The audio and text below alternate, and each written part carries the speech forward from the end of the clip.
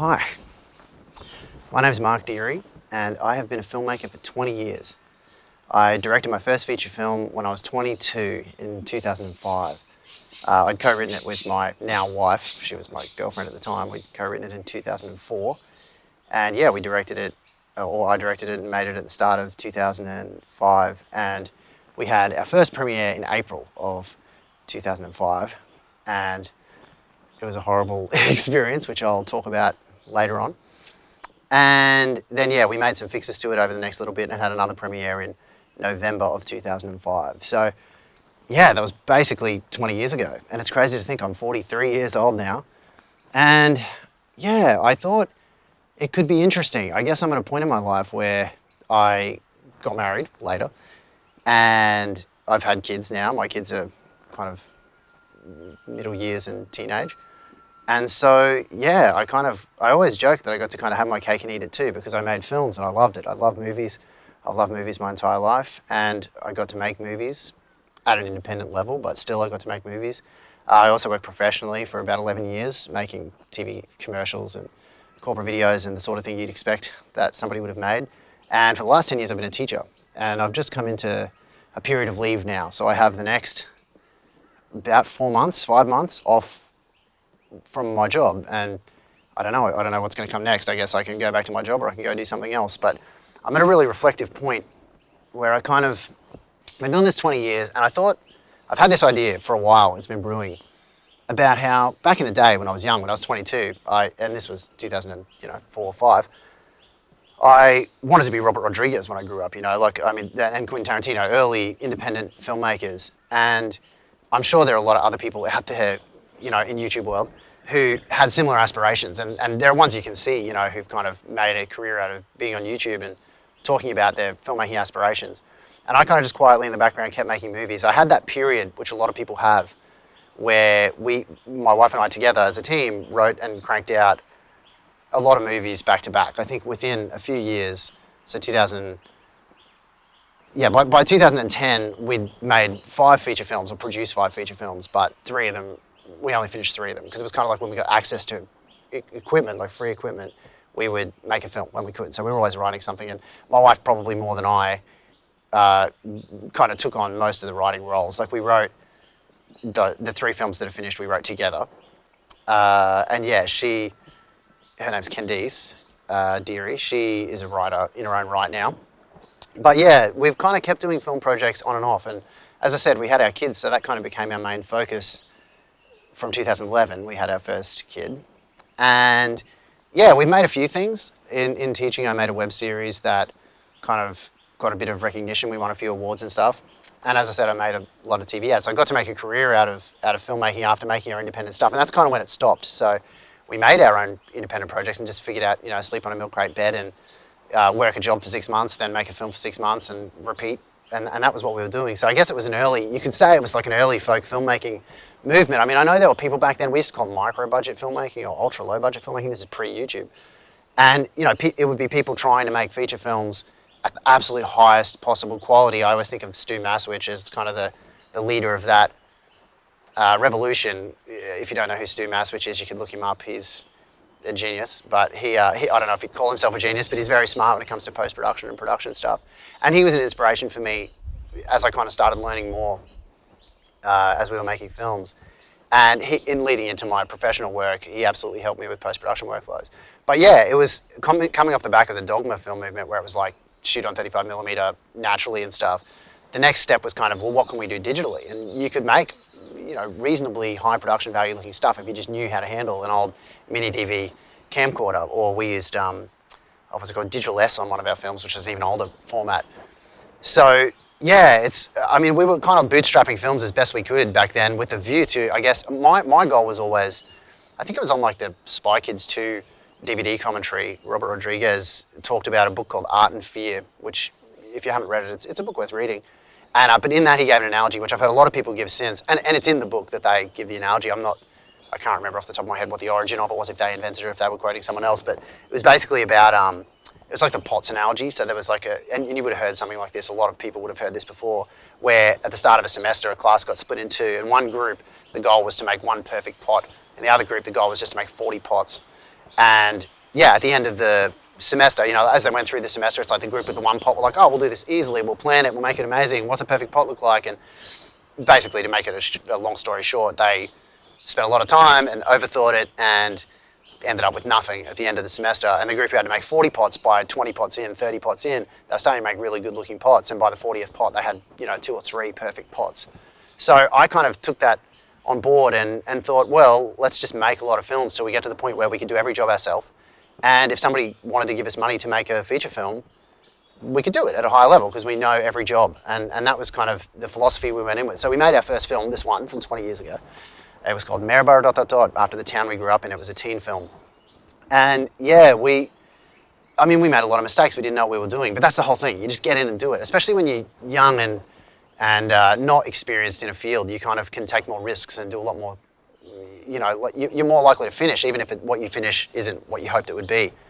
And we kept going over the years and kept learning and improving to the point that I guess once we'd made the 5 feature films, 3 finished feature films, off the back of that 5th one, it was like, well, now I knew what I was doing. It's like all the decisions I made, it wasn't kind of a fluke, the things that worked. On the first one, anything that worked was kind of a fluke, but on the later feature film, like our most recent one, it turned out exactly as I thought it would. And it was still low budget and not necessarily extremely high quality, but I knew what it was going to turn out. Like I knew the quality level to expect. And that film was the least damnedest thing. I've had the trailer on my YouTube channel for like 16 years or something now, or 15 years. I just had a look yesterday. And so it's been there quite a long time. Maybe it was 16 years since my first YouTube video. It was back in 2009. So I've had this channel a long time. It doesn't have any videos on it, but yeah, we made a Doritos spec spot back in the day, and that was the first time I uploaded something to YouTube. I think it was 2009. So yeah, so we've been making things a long time, and I fell in love, over the time of doing it. I mean, obviously I was already in love with my wife, who I'm married to now, but I fell in love with the medium of film. Like I'd always loved movies since I was a kid, but I kind of took for granted that I did. Like, I guess I kind of liked animation. I did more animation-y stuff at uni and game development and stuff. I was into games for a little while. I don't really play games anymore. But yeah, I never really even considered that being able to make movies was something you could do for a job. And I guess, yeah, it was when I saw El Mariachi and Clerks and read a bunch of books that I realized, oh my God, I could do this. And then we just did it. Okay, I'm talking a lot. Why am I talking right now to you? I read somewhere years and years ago, probably on a forum, back in like 2009 or 10, somebody said like, I want to be like Quentin Tarantino, or I want to be like Robert Rodriguez, or Paul Thomas Anderson, or someone, Steven Soderbergh. And somebody said, look, for everyone who wants to be Robert Rodriguez, there's 500,000 people trying to be him, who are making films that are failing. And I thought it could be interesting. I mean, I've loved filmmaking, just the process, my whole life. And having kids obviously put a lot of what I could do on hold. But I've always been making something in the background. Like if I look back, it's like every year there's some project we were working on. We ended up selling a script. We got money from the funding body here in Australia rather than having studios. We have you get government funding. So we had government funding for a writing project we worked on, my wife and I. And, we had some success, but yeah, I never, became what I guess your dream would be, go to Hollywood and work on Marvel movies, right? That's the dream that everybody has. And I remember there was an opportunity we had. I had a friend who moved to LA. He was dating a girl who was in a TV show here in Australia, and then she moved to LA and ended up getting in a lot of, high profile shows and movies.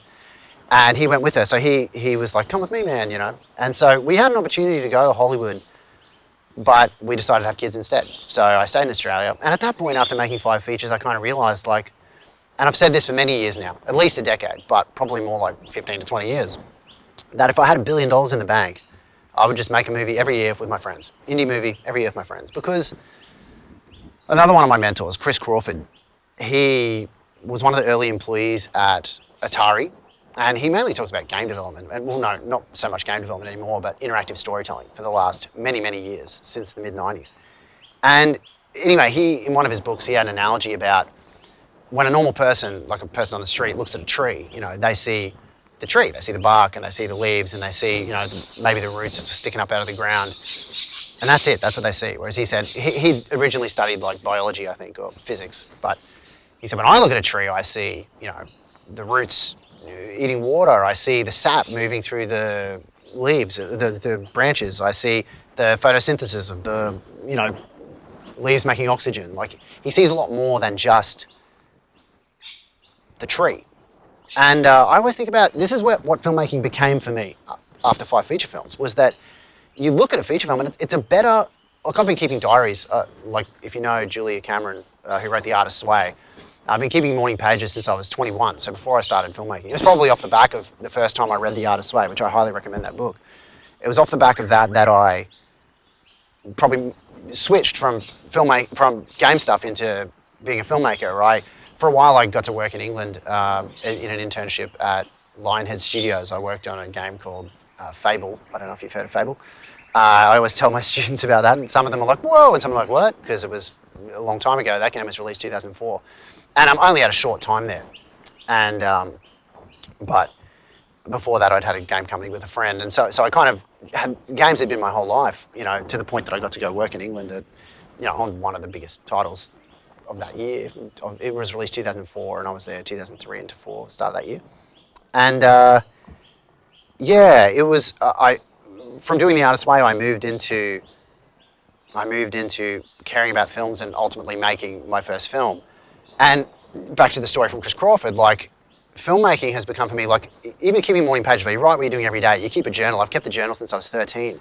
But what you journal is just kind of what you did that day. Whereas in the film, I look at a film that I've made, any film I've made, and you don't see the film. You see what you're doing that day, how people were feeling that day, what you thought of that actor at the time, what you wish you could have gotten. Like, and it's kind of, you remember, even the themes that emerge, like in teaching film, you kind of have to talk about a lot of media studies stuff, which I've never found interesting. I kind of think studying film for its own sake is not that interesting to me. It was always kind of a means to an end. Like, what can I learn from this film or filmmaker that can help my films be better?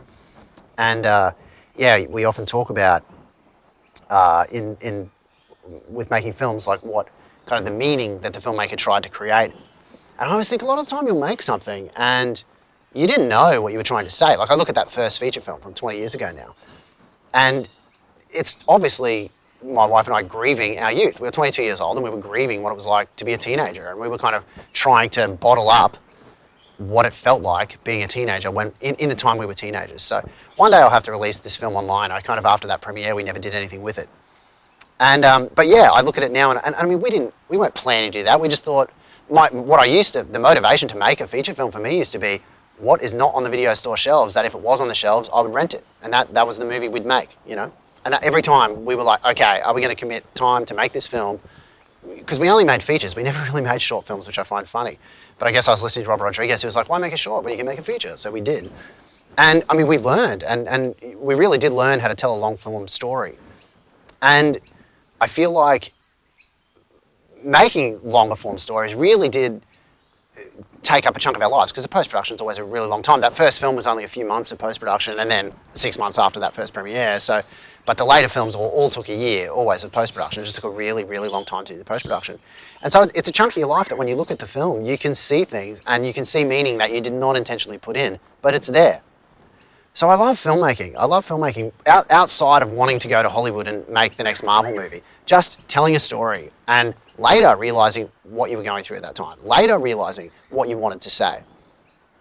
And yeah, I feel like I've learned a lot. In 20 years, I've learned a lot about filmmaking, and getting to be a teacher for 10 years, I've had to articulate my thoughts around it. And before that, working in advertising, I've learned working at a slightly more professional level than just independently. And in this last year, early in the year, January, this 2025, I had a short film with my kids in it that was in a film festival, and played really well. The audience liked it. I'll probably put that on YouTube at some time too. But I realised, like, there's something really special about telling a story, not just making a random film, but telling a story, you know, on film. It's a medium that it's the closest thing to dreams that I think there is, and I love it. But I realised at that time, I started looking, after making that film, you know, in 2024 and having it in Film Festival 2025, I realised that I hadn't really looked into filmmaking that much. And a lot had changed. A lot has changed. You look at the equipment now that's being released and how accessible things are. Even, like, I thought things were accessible when we began. But now it's so accessible, anybody literally with the phone in their pocket can make a feature film now if they want to. And I started looking at some online filmmakers, and I discovered Joel Haver, who I'm sure everybody has discovered.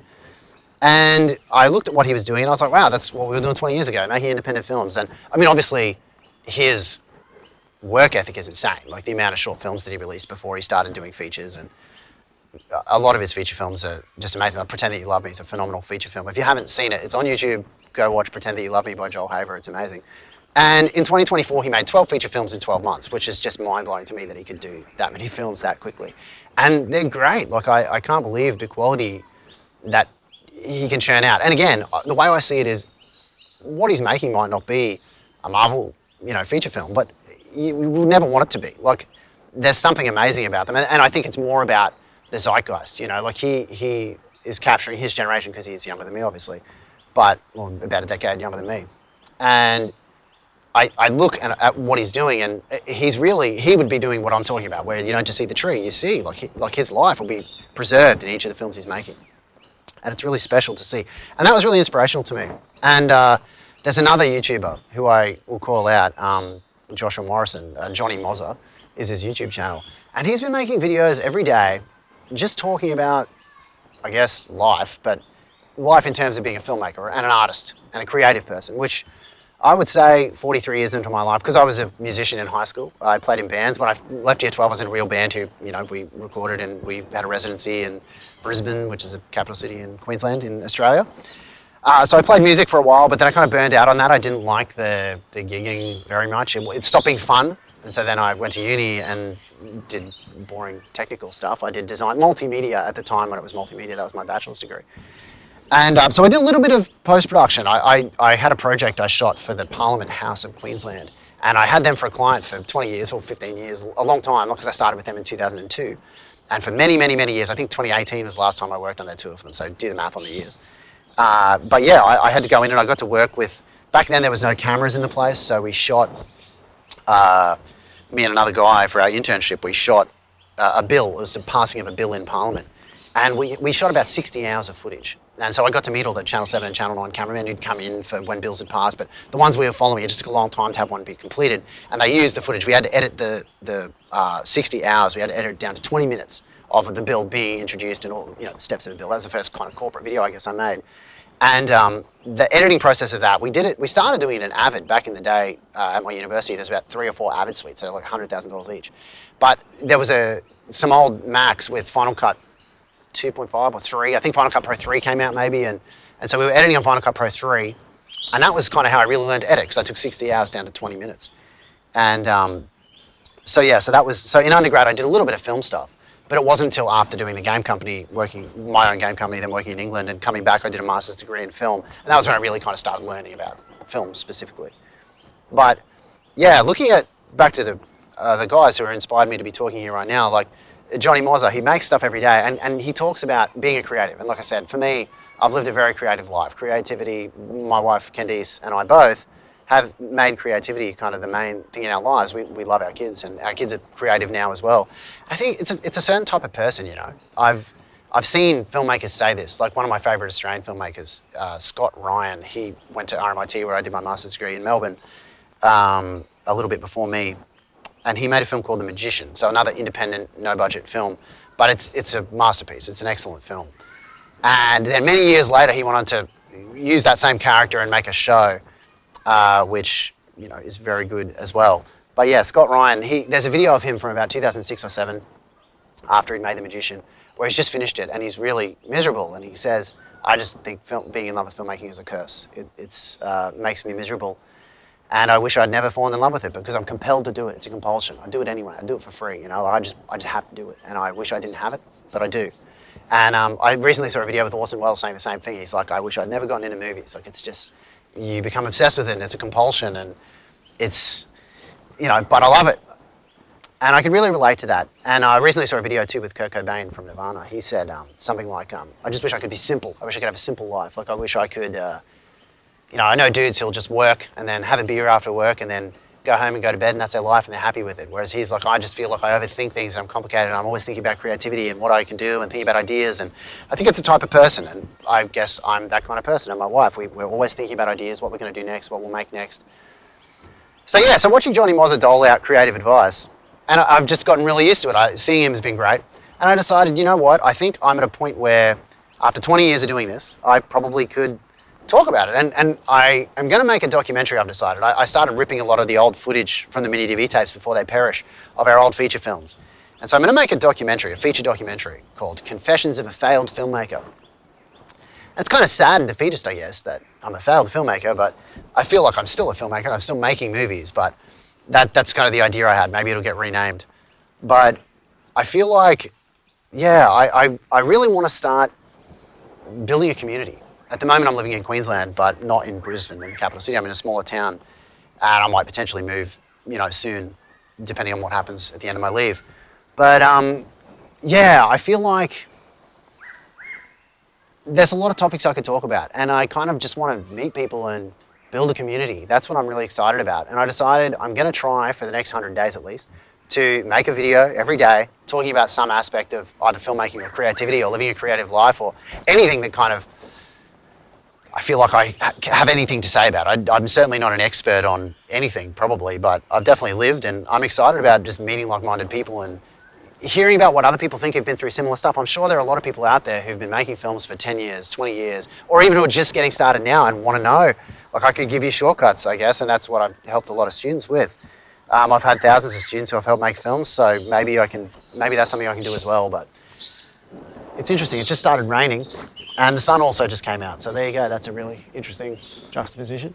But yeah, I don't know how my exposure's going. I don't know if this is even recording, but I'm talking, and it's probably been a really long time. My alarm just went off. That's my alarm to tell me it's only 15 minutes till I finish doing teaching, and I'm not teaching right now, so good times. But yeah, I guess I've talked long enough. I've been making films a long time, and I'm excited about talking about creativity and the process of making things. If you've watched this far, thank you very much, because I'm honoured that anybody would watch this far.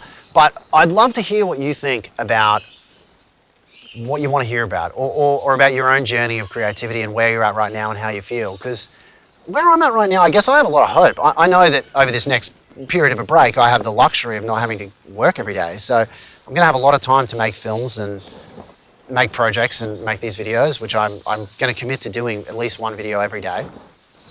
And yeah, I'd love to hear what you think and where you're at and how you feel about it, and if you've been chewed up and spat out and burnt out on filmmaking, or if you are obsessed with it, or if you've just discovered it, or what you think. Okay, I'm going to wrap it up. Thank you very much for watching the video. I think I checked this morning and I have 21 subscribers. So after 16 years on YouTube, I have 21 subscribers. So if you'd like to subscribe to see the videos I release every day, I would be very appreciative. And I guess like the video. I've enjoyed watching YouTube for the last little bit. I've kind of gotten into it in the last couple of years. And so I guess I'm welcoming myself into the fray and joining other filmmakers. So thank you for watching. I'll see you tomorrow.